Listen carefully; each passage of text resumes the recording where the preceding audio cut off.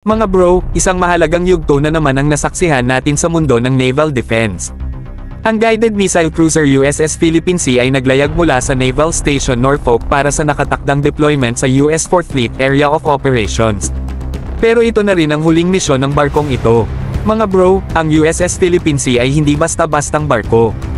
Isa itong Ticonderoga-class guided missile cruiser na may kakayahang magsagawa ng air defense, anti-submarine warfare, at maritime strike missions. Sa loob ng mahigit 3 dekada nitong serbisyo, naging backbone ito ng US Navy pagdating sa multi-domain operations.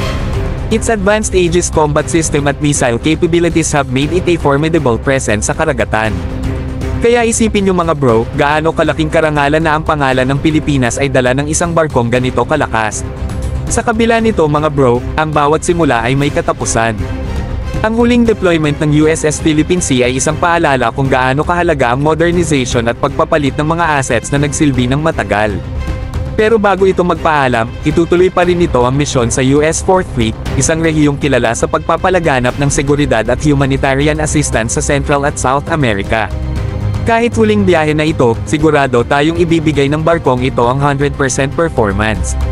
May isang bagay na dapat din nating ipagmalaki mga bro, ang pangalan ng USS Philippine Sea ay inspired ng ating kasaysayan, specifically the Battle of the Philippine Sea noong World War II.